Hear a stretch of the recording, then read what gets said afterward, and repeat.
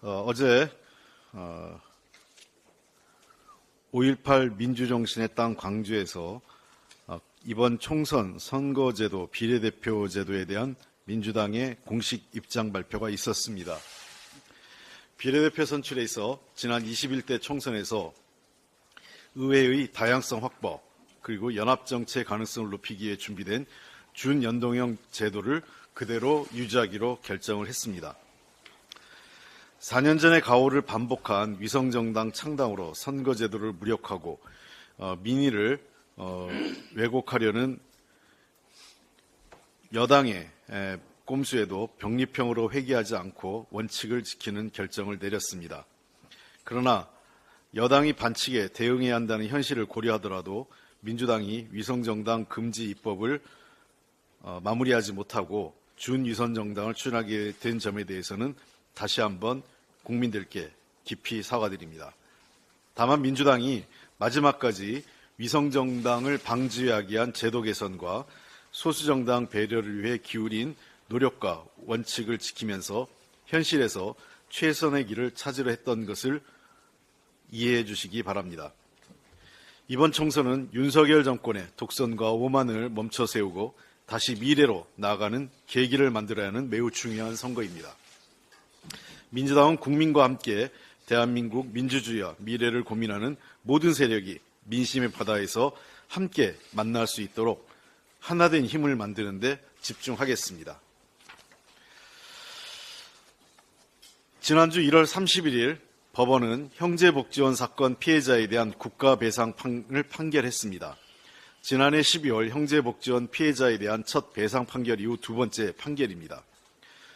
형제복지원은 1975년부터 1987년까지 사회 정화를 명목으로 불법 감금, 강제노역, 학대, 성폭력, 폭행치사, 암매장 등이 자행돼 공식 확인된 사망자만 657명에 달하는 인권유린의 상징과 같은 존재입니다.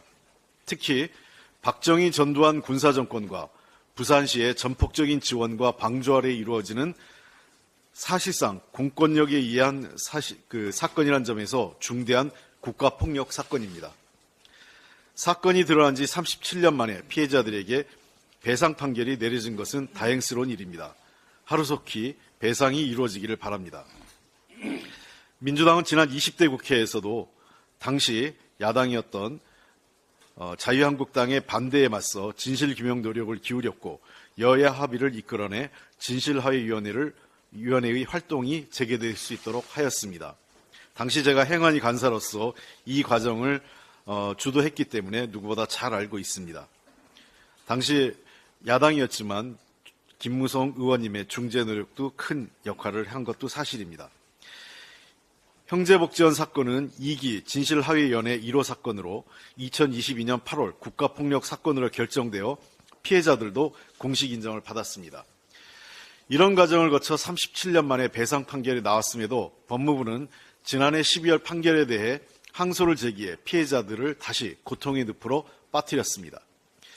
국가의 명백한 가오가 드러난 잘못을 인정하고 피해자의 고통을 신속히 치유하려는 노력을 기울여야 함에도 이를 지연시키는 행위를 하는 것은 매우 잘못된 것입니다. 형제복지원 피해자들은 국가폭력으로 인권유린을 당해 평생 씻을 수 없는 상처로 자신의 인생을 송두리째 빼앗겼습니다.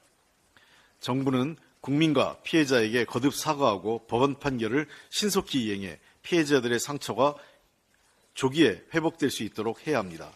법무부가 더 이상 항소로 피해자들을 괴롭히는 일은 없어야 합니다. 기존에 제기한 항소도 치화해 줄 것을 다시 한번 촉구합니다. 법무부가 항소를 강행하는 경우 법원은 신속한 재판으로 피해자들에 대한 배상이 시급히 이루어질 수 있도록 노력해 주기 바랍니다. 한 가지만 더 말씀드리겠습니다.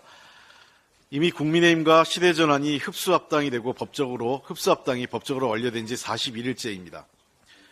그런데 아직 여당은 조정훈 의원을 법사위에서 사입시키지 않고 비교섭단체 몫을 차지하고 있습니다. 이것은 하반기 여야의 원구성의 합의의 중대한 원칙을 무너뜨리고 있는 것입니다.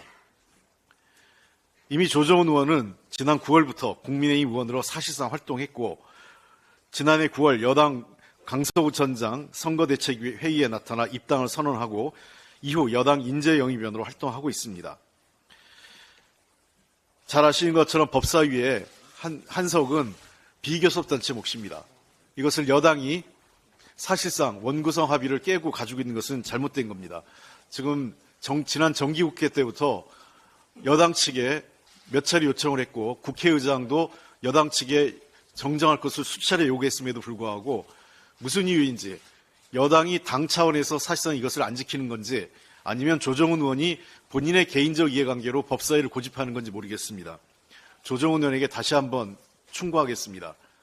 그래도 한때 젊은 의원으로 새로운 변화를 국회에서 만들고자 했다면 이러한 식의 구태 정치에서는 안 됩니다. 본인이 했던 원칙과도 맞지 않습니다. 다시 한번 조정훈 의원의 각성을 촉구합니다. 자신이 국회에 들어왔을 때 초심으로 돌아가서 지금 자신의 행동이 얼마나 구태스러운 건지 스스로 되돌아보기 바랍니다. 이상입니다.